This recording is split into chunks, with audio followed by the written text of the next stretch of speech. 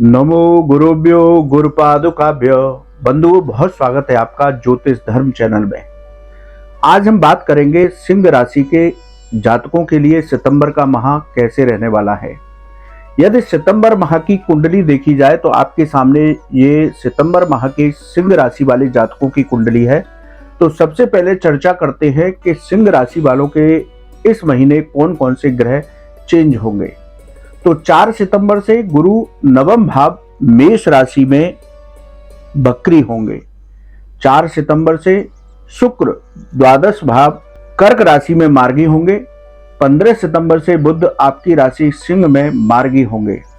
17 सितंबर से सूर्य यहां से सूर्य जो है संक्रमण होगा, सूर्य की संक्रांति होगी और 17 सितंबर के बाद से सूर्य आपके द्वितीय भाव लाभ भाव में धन के भाव में यहां पर पहुंच जाएंगे। तो इस तरह से सिंह राशि के जातकों की ग्रह गोचरी घटना सितंबर माह में ये रहेगी। यहां पर शनिदेव जो है सस योग बना रहे हैं। सस योग पंच महापुरुष योगों में से एक योग है और ये शनिदेव बकरीगत अवस्था में है। 4 सितंबर से गुरु भी बकरी हो जाएंगे तो अद्भुत संयोग बनेगा। तो यदि प्रथम भाव की चर्चा करें, हम 12 भाव के बारे में चर्चा करेंगे कि किस भाव से आपको इस महीने फल की प्राप्ति होगी। तो प्रथम भाव की चर्चा करें तो यहाँ पर 17 सितंबर तक सूर्य बुधादित्य योग बना हुआ है। 17 सितंबर के बाद सूर्य संक्रमण करेंगे और द्वितीय भाव में चले जाएंगे, यानी कन्या राशि में प्रवेश करेंगे। तो प्रथम भाव के अनुसार ये महीना आपका आत्मविश्वास से भरा होगा। इस महीने में हर कार्य में आपको सफलता मिलेगी। स्थान परिवर्तन के योग बनेंगे जो आपके लिए लाभकारी होंगे। यदि नौकरी और व्यापार दोनों की बात की जाए तो इस महीने प्रथम भाव के अनुसार आपको नौकरी और व्यापार में लाभ के योग बनेंगे, प्रमोशन के योग बनेंगे, सैलरी भी आपकी बढ़ सकती है। यानी कुल मिलाकर के प्रथम भाव के अनुसार सिंह राशि वालों के लिए ये महीना आर्थिक दृष्टि से बहुत अच्छा रहने वाला है। अब बात करते हैं द्वितीय भाव की। 17 सितंबर तक यहाँ पर मंगल, यानी पूरे महीने मंगल यहाँ पर कन्या राशि में शत्रु राशि में बने हुए हैं, लेकिन 17 सितंबर के बाद यहाँ पर सूर्य भी आ जाएंगे, यानी सूर्य द्वितीय भाव में होंगे, सूर्य मंगल की युति होगी। तो आपको आपकी वाणी से सकारात्मक लाभ मिलेगा, आपको मान सम्मान की प्राप्ति होगी, लेकिन थोड़ा सा वाणी पर संयम रखें, वाणी की उग्रता को शांत रखें। परिवार में सामंजस्य बनेगा क्योंकि द्वितीय भाव जो है वाणी का भी है, धन का भी है और कुटुंब का भी है। तो परिवार में सामंजस्य बना करके रखें, यानी कि किसी वाद विवाद से आपको बचकर रहना है।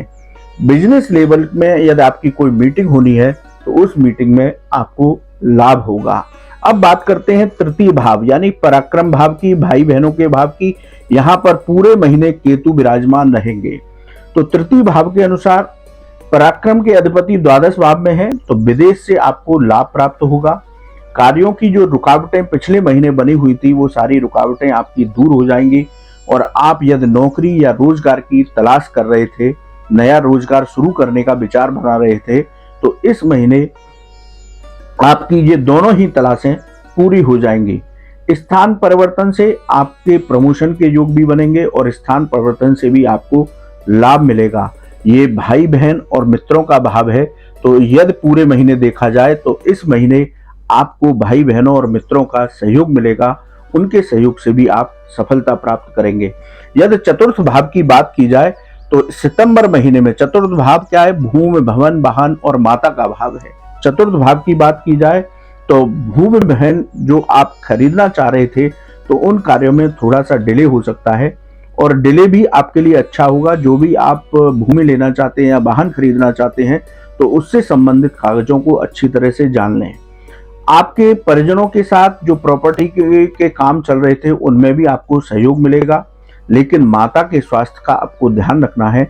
माता का स्वास्थ्य खराब हो सकता है। इस महीने आपकी यात्राएं होंगी, लेकिन आपकी यात्राएं शुभ फल देने वाली होंगी। अब बात करते हैं पंचम भाव की। पंचम भाव के अधिपति नवम भाव में यहाँ पर गुरु है, तो वो यहाँ विराजमान है। यहाँ गुरु चांडाल योग बना हुआ है, लेकिन गुरु की सीधी दृष्टि पंचम भाव पर होगी।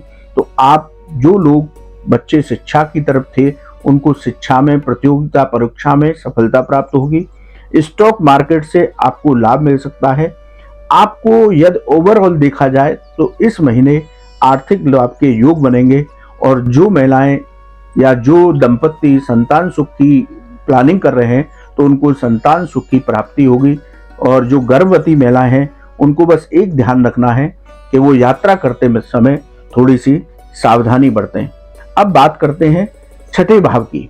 छठा भाव रोग, शत्रु, इनका भाव होता है। षष्ठम भाव के जो अधिपति हैं वो सप्तम भाव में शश योग बना रहे हैं, यानी कि शनिदेव शश योग का निर्माण कर रहे हैं, जो पंच महापुरुष योगों में से एक खास योग है जो आदमी को विशेष सफलताएं दिलाता है। तो छठे भाव की बात करें तो आपको इस महीने कर्ज ले रखा है तो उससे मुक्ति मिल सकती है। आपकी आर्थिक स्थितियों में सुधार होगा, लेकिन वाद विवाद से बचने की आवश्यकता है। आकस्मिक खर्चों से भी बचने की आवश्यकता है। यदि आप शुगर के रोगी हैं या आपको कोई यूरिन प्रॉब्लम है, फेफड़ों की प्रॉब्लम है, तो थोड़ा सा सावधानी बरतें, क्योंकि ये रोग आप पर हावी हो सकते हैं। अब बात करते हैं सप्तम भाव की। सप्तम भाव में शनिदेव यहाँ पर शश योग बना रहे हैं। बुध और सूर्य का इनके साथ दृष्टि संबंध है। तो यदि सप्तम भाव की चर्चा करें तो आपको व्यापारिक लाभ होंगे। आप व्यापारिक यात्राएं करते हैं या आपकी कोई बिजनेस मीटिंग है तो आपकी इस महीने बिजनेस की मीटिंग सफल होगी। आपका गृहस्थ जीवन, क्योंकि सप्तम भाव दाम्पत्य का है, गृहस्थ का है, तो इस महीने आपका दाम्पत्य जीवन बहुत मधुर रहने वाला है। लेकिन थोड़ी सी गलतफहमी से आपके व्यापार या आपकी नौकरी में कोई भी बाधा आ सकती है, इसलिए गलतफहमी कोई भी ना पालें। सकारात्मक सोच के साथ इस महीने आगे बढ़ेंगे तो आपको सफलता मिलेगी। तो सप्तम भाव का भी यदि हम ओवरऑल रिजल्ट देखें तो बहुत अच्छा रहने वाला है। अब बात करते हैं अष्टम भाव की। इस अष्टम भाव के द्वारा आपको विदेश संबंधी मामलों से लाभ होगा। जो बच्चे या जो लोग रिसर्च संबंधी कार्य में हैं तो उनको इस महीने सफलता प्राप्त होगी। अब बात करते हैं नवम भाव की। नवम भाव यानी कि भाग्य का भाव है, धर्म का भाव है। तो यहाँ पर गुरु और राहु का चांडाल योग बना हुआ है, लेकिन घबराने की जरूरत नहीं है, क्योंकि इस वक्त देखा जाए तो राहु का प्रभाव धीरे धीरे कम हो रहा है। गुरु चांडाल योग यानी अपनी अवनति की ओर है। 30 अक्टूबर के बाद राहु और केतु अपना चेंज कर लेंगे तो गुरु चांडाल योग भी समाप्त हो जाएगा। तो नवम भाव में के द्वारा देखा जाए तो इस महीने भाग्य का आपको साथ मिलेगा। आपका धार्मिक कार्यों में मन लगेगा। अब बात करते हैं दसम भाव की। दसम भाव आपका रोजगार से संबंधित है, आपका पिता से संबंधित है। तो दसम भाव की बात की जाए तो मेहनत से आपको व्यापार में लाभ होगा।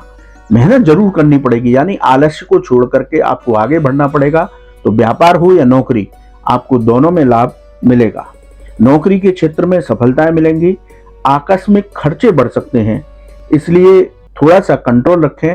थोड़ी सी नकारात्मक सोच भी बढ़ सकती है, इसलिए योग और मेडिटेशन के माध्यम से अपनी इस नकारात्मक सोच को अपने ऊपर हावी ना होने दें।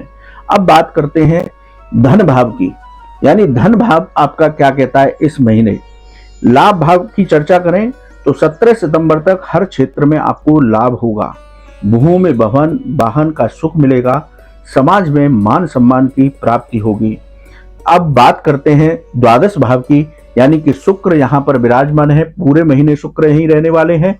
लक्षाधिपति योग बना हुआ है, इसके कारण आपको आकस्मिक धन लाभ के योग बनेंगे। विदेश यात्राओं से आपको लाभ होगा। कोर्ट कचहरी के मामलों में आपको सफलता मिलेगी। थोड़ा वाणी पर संयम रखेंगे तो आपको हर तरफ से लाभ ही लाभ होगा। तो इस तरह से हमने बताया कि 12 भाव की चर्चा की कि किस भाव के द्वारा आपको क्या लाभ की प्राप्ति हो रही है। यदि ओवरऑल सितंबर माह में सिंह राशि के जातकों के लिए कहा जाए तो नौकरी, व्यापार सभी क्षेत्रों में आर्थिक लाभ होगा, प्रमोशन होगा, व्यापार में वृद्धि होगी।